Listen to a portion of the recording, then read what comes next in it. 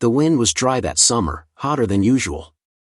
Dust swirled along the cracked wooden fences of the Brookridge Ranch, a sprawling estate owned by Jefferson Harlow, a name that struck both fear and envy across the frontier towns. He was the kind of man who wore silk waistcoats to cattle auctions and counted silver more than he did souls. Inside the grand, isolated manor, 12-year-old Eliza Harlow sat by her window, fingers tracing the worn-down sill. She had large, solemn eyes and a thin frame, made even smaller by the oversized linen dress she wore, the only dress she had left that wasn't patched beyond dignity. Despite her father's wealth, Eliza lived like a ghost in her own home. Servants weren't allowed to speak to her. Teachers came and went, but none stayed long. She was the daughter of Jefferson's shame, born from a marriage that had ended in scandal and whispers. Her mother had run off into the night when Eliza was 6, leaving behind a crumpled note, a silver locket, and a child too young to understand abandonment. Jefferson never forgave her mother, and Eliza paid the price. She limped slightly when she walked, the result of a childhood fever that had settled into her joints. The doctor had said with therapy and kindness, she'd grow strong. But therapy was expensive and kindness was nowhere in Jefferson's ledger. To her father, Eliza wasn't a daughter. She was a burden, until the day he saw a way to turn her into an asset. That morning, Jefferson stood in his study across from a man named Barrett Clay, a rail baron from the east with ambitions to expand westward.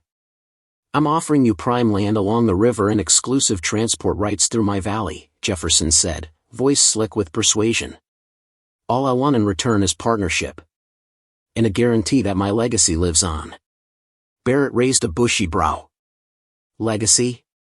Jefferson turned slowly toward the fireplace. "I've no son.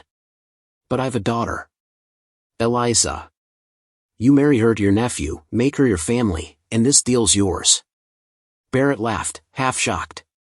"She's what, a child?" "She's nearly 13. Girls in this land grow fast." Barrett frowned. "She crippled?" "She walks," Jefferson replied sharply. "And she's obedient." Outside the window, just beyond earshot, stood a white horse tethered loosely to a post. Its name was Calder, a rescue that had wandered to the ranch during a storm a year ago and never left. Calder was old, with a scar under one eye and a coat that had once been brilliant but now dulled by dust.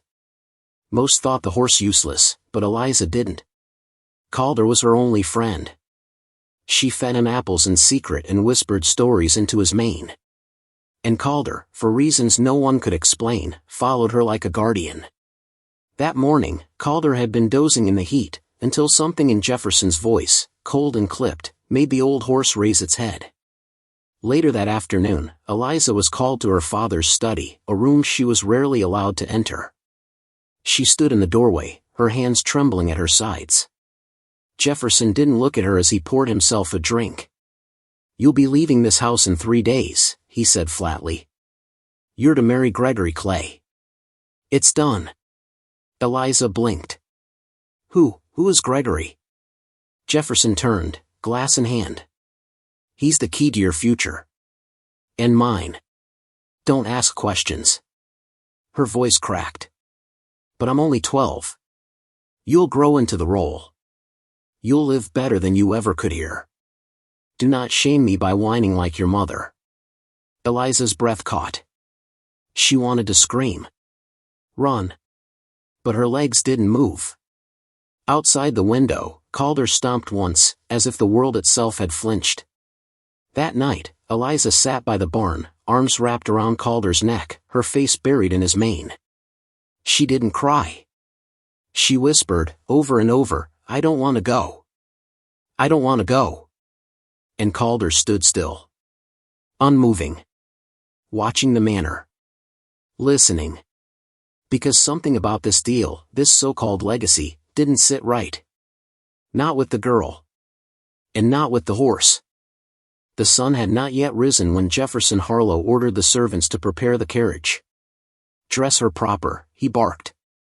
"And comb that haystack she calls hair." His words, sharp as broken glass, echoed across the manor. Eliza sat on the edge of her narrow bed, her dress folded neatly beside her. She hadn't slept. Her eyes, red and swollen, stared down at her hands, knotted tightly in her lap.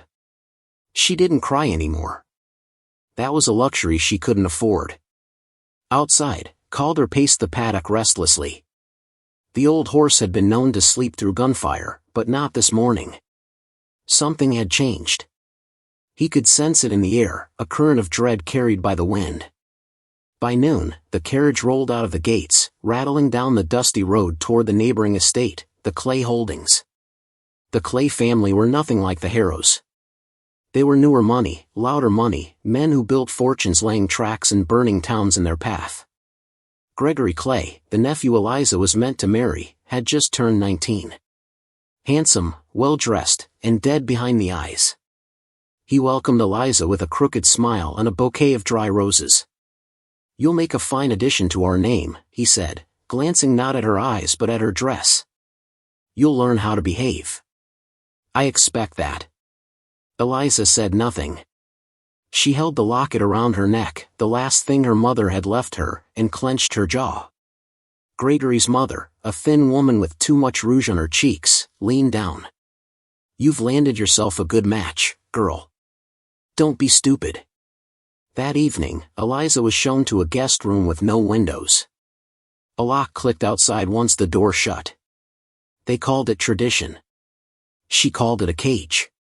Meanwhile, Calder stood alone in the paddock, staring toward the hills beyond the Clay estate. Then he moved. He pawed at the dirt, kicked open the rotted fence post, and trotted off the ranch. Slow at first, then faster. Hooves drumming over the cracked earth. His muscles, stiff with age, seemed to awaken with purpose. As if he knew, somehow, Eliza was in danger. Because he had seen the way Gregory Clay had looked at her once before. And he remembered. 3 months earlier, Gregory had visited the Harrow estate. A deal was already being whispered then. And while Jefferson and Barrett Clay talked money, Gregory wandered the property. That was when he found Eliza, alone by the apple trees. "You're the daughter?" he'd asked, circling her. She nodded. He smirked. "You got a limp." "That's a shame." Eliza said nothing. Gregory reached out and touched her cheek with 2 fingers. "You'll grow into a pretty thing though. We'll fix the rest later." Calder had seen it all, from the shadows behind the stable. The tension in Eliza's shoulders. The way she shrank without even moving. And the way Gregory licked his lips, then walked off whistling. Horses remember more than people think. And Calder never forgot. Back at the Clay estate, night had fallen. Eliza lay awake in the dark room, the walls pressing closer. She could hear laughter echoing from the halls, Gregory, drunk, boasting to his friends. "Hell, she's just a cripple with a dowry. I'll keep her locked up till she's useful." They laughed louder. Eliza gripped her locket tighter. Her legs ached. Her chest burned. But she did not scream. Not yet. Then came a noise outside. A soft snort. A hoof dragging over gravel. Then another. Eliza sat up, heart pounding. She rushed to the small barred window near the ceiling, climbed on the stool, and gasped. There, just beyond the back gate, stood Calder, panting, covered in dirt and sweat, eyes blazing like wildfire. He had come. He had found her. The stars that night were buried behind a ceiling of clouds, heavy, brooding clouds that whispered of rain and judgment. Inside the locked room, Eliza pressed her face against the tiny window, her breath fogging the glass. Calder was still there. The old horse had not moved. He stood like a statue, alert, watching. Waiting. She couldn't explain how he'd found her. The Clay estate was nearly 10 miles from Brookridge, and yet here he was. Not lost. Not broken. As if something ancient had called him. Loyalty. Love. Something humans had long forgotten. Eliza didn't hesitate. She found a hairpin beneath the edge of the cot, left by accident, or fate. Her fingers trembled as she worked at the lock. Click. Nothing. Click. Still nothing. Then, on the third try, she heard it. A soft snap. The door creaked open half an inch. She froze. Footsteps echoed in the hall. She slipped out quickly, barefoot, silent. Her heart thundered in her chest as she crept through the corridor, past the oil lamps and velvet curtains. The manor was far too grand for the darkness it held. Outside the rear kitchen, she stepped into mud. The storm had begun, light rain falling like whispers from heaven. Calder let out a soft nicker when he saw her. She ran to him, burying her face in his neck. He nudged her gently, urging her toward his back. She didn't think. She just climbed. They rode through the darkness, cutting across pastures and creek beds. Calder, despite his age, ran like a beast reborn. The rain grew heavier, mixing with thunder. But they didn't stop. Somewhere behind them, dogs barked. Someone had noticed. Meanwhile, at Brookridge Ranch, Jefferson was celebrating the closing of the deal. He stood in his study, sipping whiskey while Barrett Clay laughed beside him. To profitable unions, Barrett toasted. Jefferson grinned, but his eyes were elsewhere, scanning the storm outside. Then a knock came. One of the ranch hands, drenched and pale. "Sir, your horse." "The white one." "He's gone." Jefferson stiffened. "Gone?" The man nodded. "Ran off toward the Clay side of the ridge." Like he knew something. Jefferson's face darkened. That cursed beast. At the same time, Gregory Clay was throwing bottles across the parlor, fuming. Eliza's door had been found open. He stormed outside, calling for the guards, screaming into the wind. "She's gone. Find her, damn you." But the storm was louder. And Calder was faster. They reached the edge of a canyon just before dawn. Calder slowed, foam lacing his sides, legs trembling. Eliza slid off and wrapped her arms around him. "You saved me," she whispered. But it wasn't over. From the ridge behind, a gunshot cracked the air. Eliza ducked. Calder reared. Gregory Clay rode up fast, soaked and furious, a revolver in hand. "You think you can run, girl? You belong to us now." Another voice echoed from the trees, deep and venomous. "She belongs to me, you brat." Jefferson had come too. He stepped from the shadows, wet hat pulled low, eyes gleaming with fury. "You were never meant to think for yourself, Eliza. Just like your mother." Eliza stood between them, barefoot, shaking. "Why? Why are you doing this?" Jefferson's jaw clenched. "Because you're all I had left to trade. You were the only thing of value she left behind." He looked toward Calder. "And that horse. I should have shot it the day it wandered onto my land." He raised his gun. But then, a sound. Hooves. Many. Dozens. From the far trail came lanterns. Voices. And leading them, Mary Rowan, the town schoolteacher, riding atop a mule. She held papers in her hand, soaked but legible. "I've seen enough," she shouted. "And I've brought the sheriff." Weeks earlier, Eliza had slipped a letter into Mary's coat during one of her rare visits. She hadn't known if the teacher would believe her. But she had. Mary had spoken with the county judge, who ordered an investigation. All she needed was proof of harm. Tonight, she had it. The gun. The bruises. The attempt to sell a child. And Calder, the living witness who had carried that girl to freedom. Jefferson dropped his pistol. Gregory turned and ran, only to be stopped by two deputies. Eliza collapsed beside Calder, who lay down, exhausted.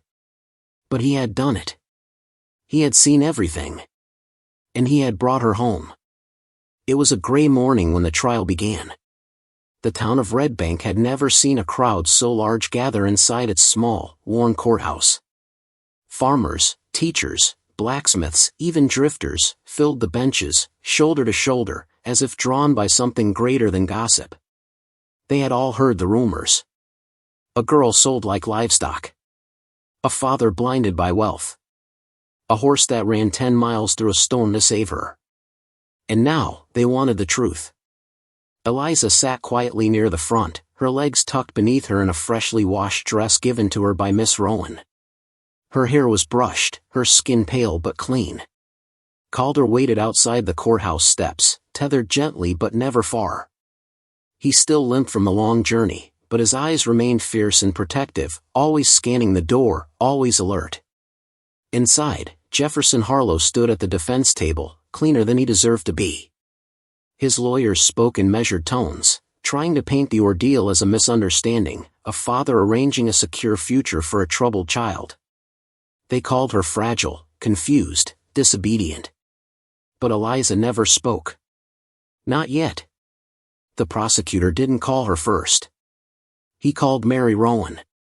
Mary unfolded the note Eliza had written, smudged and water-streaked, but legible. "If you find this, please help me. My father is sending me away to marry someone I don't know. I'm scared. I don't want to go. Please don't forget me." The courtroom went still. Then came the servants, one by one, breaking silence after years of fear. They told stories of a child isolated in her own home, meals left outside her door, bruises that were explained away. And then came the vet. He stood, rough hands folded over his hat.